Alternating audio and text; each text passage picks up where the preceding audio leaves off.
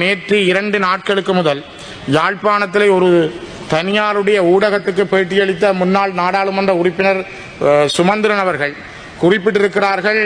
ஸ்ரீதரன் அவர்களை அவர் ஒரு தடை செய்யப்பட்ட கனடாவில் இருந்து வருகின்ற ஒரு அமைப்போடு பேச அவர் முனைந்ததாகவும், அதற்காகத்தான் அவர் சென்னை செல்ல இருந்ததாகவும், அந்த காரணத்தின் அடிப்படையில் தான் அவர் தடுக்க ஏர்போர்ட்டில் முயற்சி செய்தார்கள் விமான நிலையத்தில் என்ற செவியை வழங்கியிருந்தார்.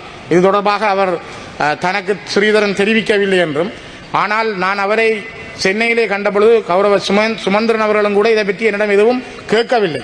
ஆனால் சுமந்திரன் அவர்களை நீங்கள் இதை விசாரித்தால் அவர் சொன்னார், ஊடகங்களிலே வந்திருந்ததை நான் பார்த்திருந்தேன், ஊகத்தின் அடிப்படையில் ஸ்ரீதரனை சில வேளைகளில் அவர்கள் மறைத்திருக்கலாம் என்று. ஆகவே நீங்கள் சுமந்திரனை விசாரித்தால் எந்தெந்த ஊடகங்களில் இந்த செய்தி வந்திருக்கிறது என்று அறிந்து அந்த பிரதான ஊடகங்களினுடைய பிரதானிகளை விசாரிப்பதன் மூலம் நான் நினைக்கிறேன் இதற்கு உண்மையை கண்டறிய முடியும் என்று நான் நம்புகிறேன். ஆகவே இது எனக்கு எதிராக செய்யப்பட்ட மிகப்பெரிய ஒரு சதியாக நான் கருதுகிறேன். நான் பாராளுமன்றத்தினுடைய புரோட்டோகால் அனுமதி பெற்று விஐபி, அதாவது பாராளுமன்ற உறுப்பினர்கள் செல்கின்ற பாதையினூடாக சென்ற அந்த பயணச்சீட்டையும் சபாபீடத்துக்கு சமர்ப்பிக்கிறேன்.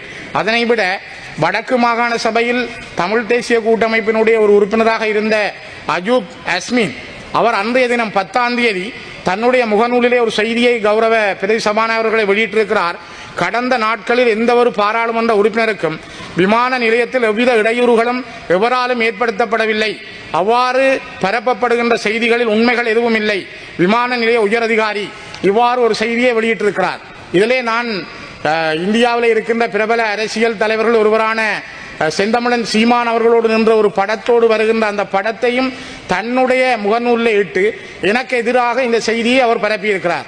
அஸ்மின் அவர்களும் சுமந்திரன் அவர்களும் நெருங்கிய நண்பர்கள். ஆகவே இதுக்கு பின்னாலே நான் நினைக்கிறேன் சுமந்திரன் சொன்ன செய்திக்கும் அஸ்மின் வெளியிட்டிருக்கிற முகநூலுக்கும் இடையில் ஏதோ ஒரு சங்கதி இருப்பது போல எனக்கு தெரிகிறது. என்னை அந்த நிகழ்வுக்கு போக விடாமல் தடுப்பதற்கு, ஏனென்றால் சீமானுக்கும் ஸ்டாலினுக்கும் நல்லதில்லை.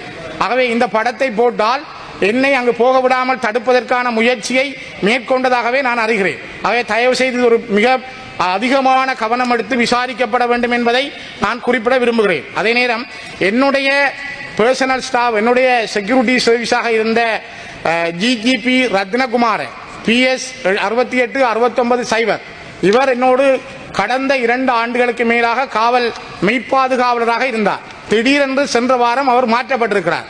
இது தொடர்பாக நான் கடந்த 2025 8ஆம் தேதி புதன்கிழமை நேரடியாக காலை 9:30 மணிக்கு பொலிஸ்மா அதிபரிடம் கடிதம் வழங்கியிருந்தேன். அந்த கடித பிரதியையும் நான் சபாபீடத்துக்கு சமர்ப்பிக்கிறேன். ஆனால் இதுவரை அவர் எனக்கு நியமிக்கப்படவில்லை. அதே நேரம் இந்த அஸ்மின் அவர்கள் போட்ட முகநூல் பதிவையும் நான் உங்களிடம் சமர்ப்பிக்கிறேன். ஆகவே கௌரவ பிரதி சபாநாயகர் அவர்களே, நான் சுமந்திரன் அவர்களுடைய அந்த நேர்முகத்துக்கான நிழல் திரட்டி பென்ட்ராய் அதையும் நான் உங்களிடம் கையளிக்கிறேன். தயவு செய்து எனக்கு ஒரு நீதி வேண்டும். நான் சர்வதேச பாராளுமன்றத்திடமும் Amnesty International, Human Rights Watch இவர்களிடமும் இந்த வினயத்தை, இந்த கோரிக்கைகளை முன்வைக்கிறேன். நான் நினைக்கிறேன் பாராளுமன்றத்தால் எனக்கு நீதி கிடைக்கும் என்று. இது என் மீது புனையப்பட்டிருக்கின்ற மிகப்பெரிய மோசடி. நான் எந்த ஒரு காலத்திலும் இலங்கையில் தடை செய்யப்பட்ட கனடாவில் இருக்கிற எந்த ஒரு அமைப்போடும் பேசுவதற்கு தயாராகவில்லை. அப்படி யாரும் என்னை கேட்டதும் இல்லை. அந்த முயற்சிகள் எதுவும் மேற்கொள்ளப்படவும் இல்லை. அரசாங்கத்தினுடைய பேச்சாளர் போல அல்லது அரச புலனாய்வுத்துறையின் பேச்சாளர் போல ஊகத்தின் அடிப்படையில் ஊடகங்களில் வந்தது என்று சுமந்திரன் குறிப்பிட்டிருப்பது மிக பாரதூரமானது. நேரடியாகவே நான் நினைக்கிறேன் கௌரவ ஹக்கீம் அவர்களும் அந்த இடத்தில் இருந்தார். என்னுடைய பழைய பாஸ்போர்ட் என்று சொன்னார்கள், சிஸ்டத்தில் ஒரு எரர் இருப்பதாக சொன்னார்கள், இப்படியெல்லாம் பலது சொன்னார்கள். தயவு செய்து இதனை ஒரு நீதியான நேர்மையான விசாரணைக்கு உட்படுத்துமாறு தயவாக இந்த உயர்ந்த சபையிடம் கேட்கிறேன்.